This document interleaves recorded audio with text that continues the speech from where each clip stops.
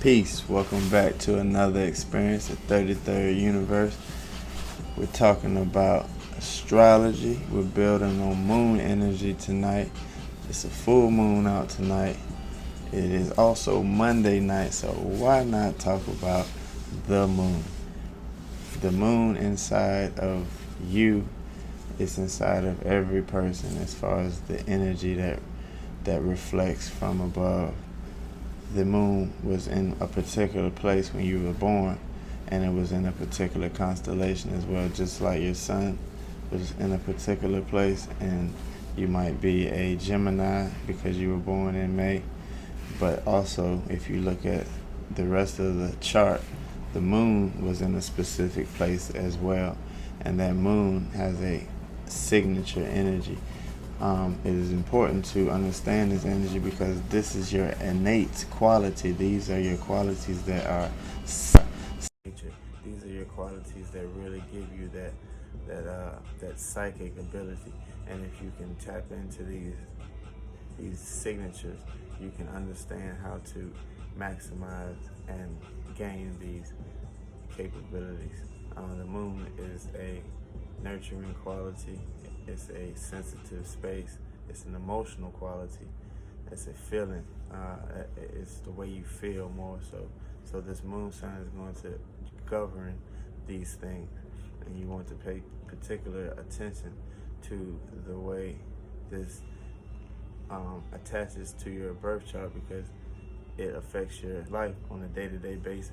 Because the moon moves around the energy wheel very, very fast. It takes about 2.5 days to move through a constellation, give or take, some moments in time. But in other words, it's very, very fast in its movement. So the moon is very important to keep up with because the energies change and they rotate very fast. So there's a 30-day cycle that I wanted to explain as far as the full moon making its way from a full to a new, back to a full. That's a full 31-day cycle. And that cycle is important because a lot of things are governed on this moon cycle. As the full moon feels itself, it illuminates and it shows itself in the sky. The energy itself, also the emotional energy, it also is feeling and raising as well with these notions, just like the tides that rise with full moons, and just like how more babies are born on full moons, the energies are, fluctuating based on this moon energy. So it's important that you pay particular attention to this energy, like I said.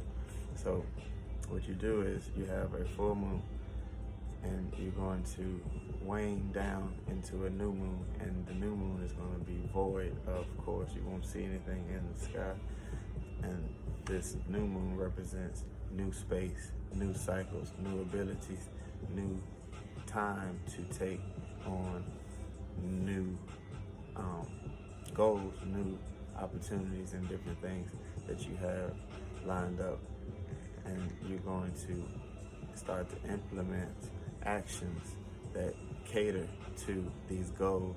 And as the full moon begins to manifest the light, it begins to also manifest these goals that you have been achieving and putting into place and you've implemented throughout this cycle.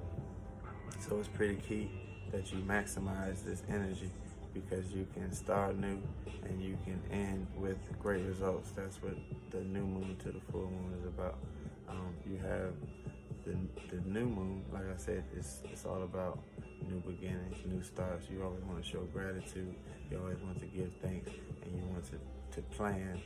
You want to have that plan ready to rock and roll when that new moon starts. As the full moon comes, you want to begin to let go of things that do not aid your plan.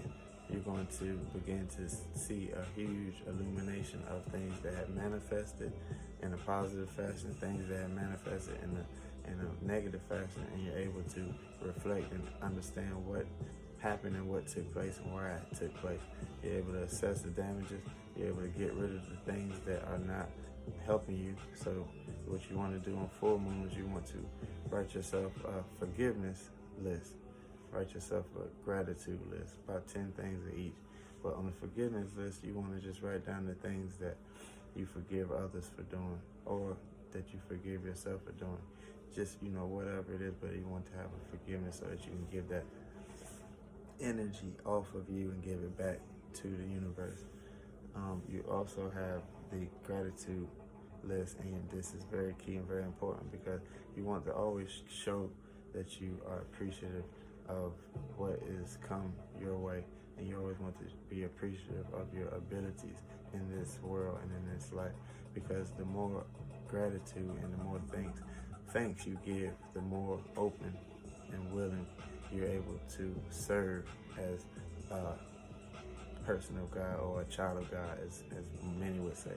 But that whole scenario is just all about servicing others and helping others in times of need, and being able to recognize the due diligence and the duty that you own walking on this space of earth. So you want to make sure that you have that gratitude, that thanks always.